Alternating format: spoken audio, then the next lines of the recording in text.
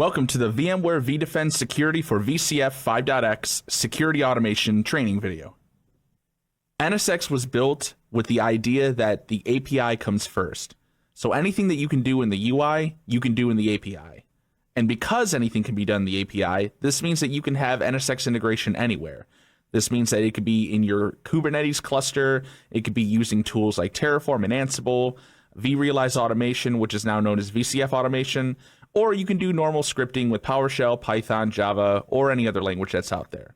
The idea is you can build whatever you want, be it networking or vDefend security, and you can implement that into your configuration using API. Because NSX has a publicly documented and available REST API, you can use anything to be able to interact with it. So your cloud management, like your OpenStack or vRealize automation, which is now VCF automation, Kubernetes, etc. You can use programming languages like Python, Golang, Java, JavaScript, whichever, and also configuration management like Ansible and Terraform.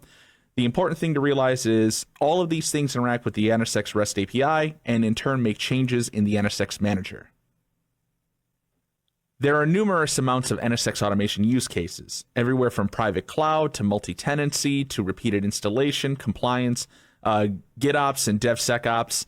Really anything that you need to be able to build to be able to meet the needs of your applications in your environment, you can use automation and NSX and vDefend to be able to meet the needs of those applications and their security policies. So the NSX API uses the common REST verbs, if you will, to be able to make changes or CRUD actions. So CRUD being create, read, update, and delete.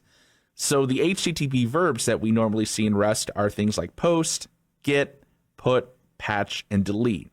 With post, we use that to be able to create an NSX object, i.e. a logical switch. Get retrieves data from the NSX manager about an NSX object or multiple objects. Put will modify all properties of an already existing NSX object. Patch will edit if exists and create instead if it does not already exist. And delete will remove an NSX object. Here we're looking at an API REST resource URL. So this is the full URL that we would make in a REST call to be able to potentially create some type of object or maybe receive information using a GET call. It can be broken down into several parts. The protocol, being HTTPS in this case, is what we use to be able to connect to the API. The NSX manager by name or IP address is in the orange aspect, in this case NSX manager-01a.corp.local.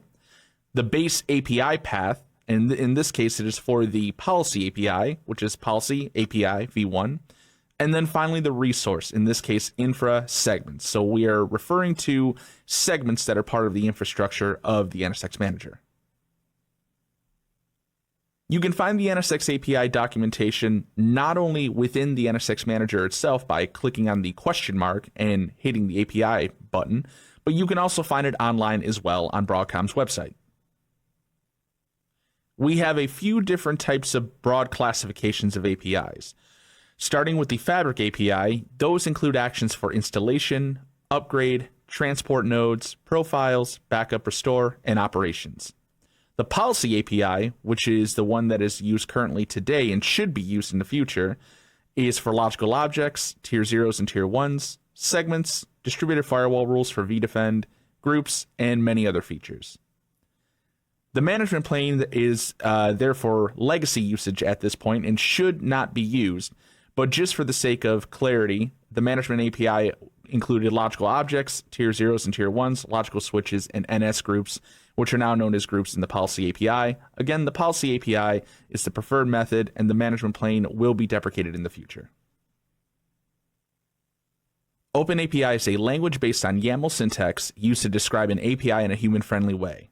What this means is that it's very easy to look at the key value pairs and understand exactly what the intention is and what it's supposed to do. But this could also be read programmatically and then dynamically generate API calls in clients like Postman. This has been supported since NSX 1.1. It's pretty simple to import the NSX API spec into something like Postman. You can do this for the local manager fabric and realized objects through the YAML. You can do this for local manager policy objects and, of course, global manager objects. You can use Swagger diff to be able to see changes from versions in the API. You use Swagger CodeGen to dynamically create libraries or modules in multiple languages. You can pick your favorite language, so you take the NSX policy API.yaml in this case, use the Swagger CodeGen, and that can then generate whatever language you want, like in this case, Python. NSX API access could either be through the cluster VIP that is configured when you configure your management cluster.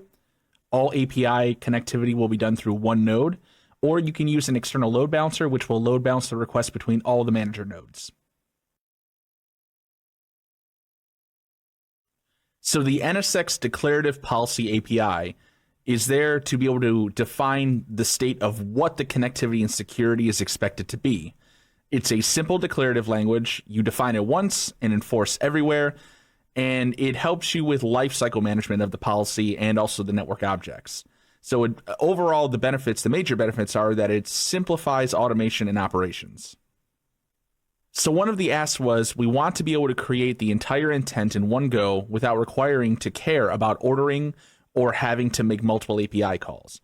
So with the declarative policy, you're able to, as stated, declare everything that you want from a network and security standpoint. So for example, if you wanted to create a tier 0, 2 tier 1s, and some segments, you could put this all in a manifest that has all the information needed and then send the call, and it would create all the different aspects that you need. You wouldn't need to care about the order in which, where if you were going to do it manually, you would first have to create the tier 0 and then the tier 1s and then the segments and attach those segments to the tier 1s. So you don't have to worry about that because the declarative API will keep track of everything and the order in which they need to be created, which is one call. So the policy model is modeled as a single tree with strongly typed nodes. Those nodes can have relationships, and the model maps to the REST API. So as you can see, we have infra, which maps to domain, which then goes to things in vDefend like groups and security policies.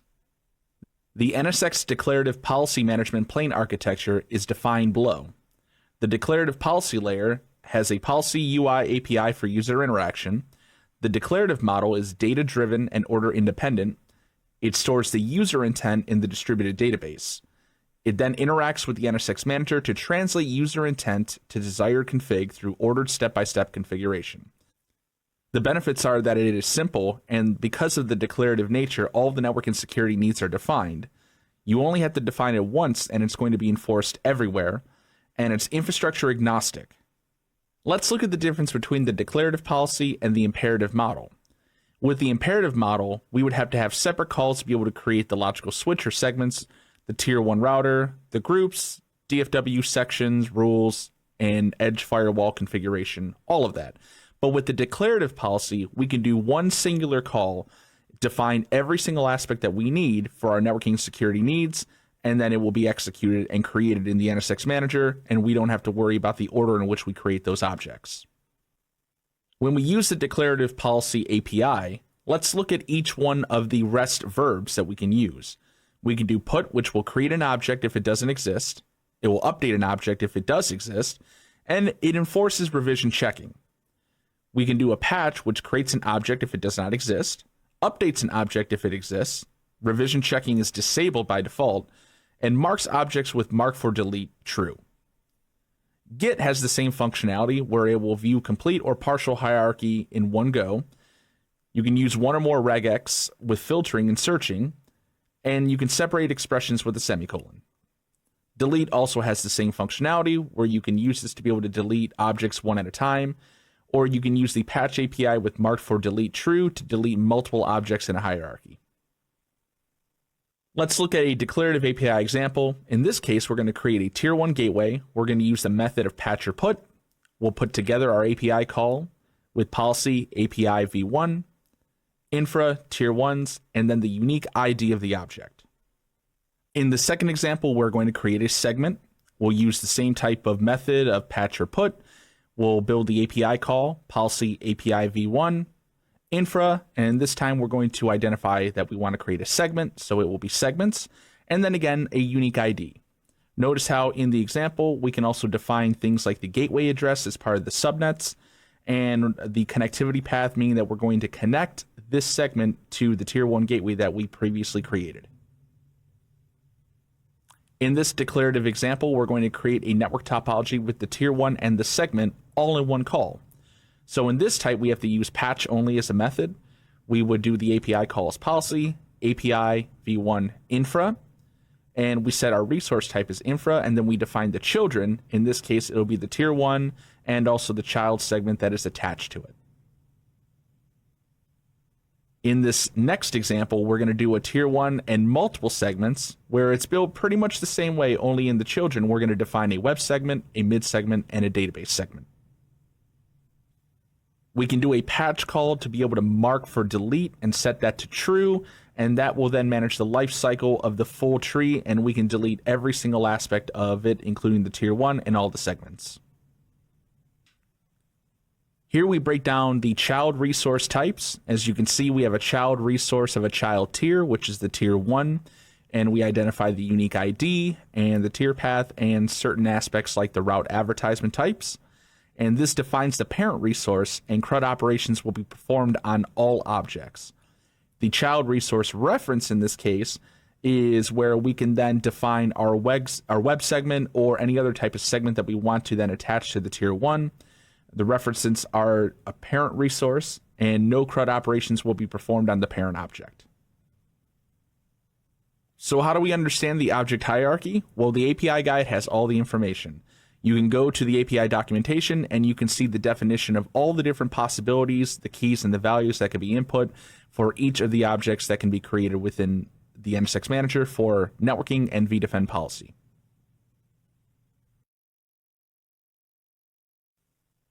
We can retrieve specific object types using filtering with the Get Policy API.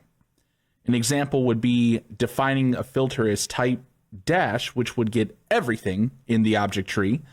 You can use it to just identify tier 1s. You could do it for segments. You could do it for multiple types like domains and groups. And finally, you can daisy chain in this last example, domain, security policy, and all rules.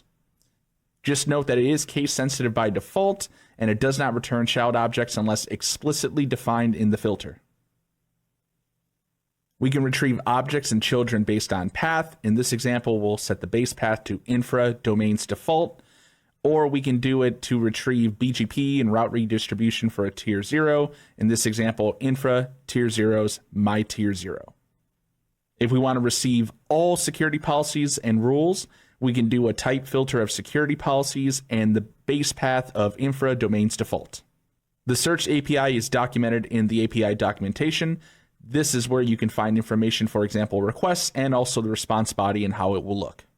If you're looking at the search API, you can see the searchable types. You can expand that and you can see many of the different things that you can use to be able to filter out and find specific information about your NSX configuration.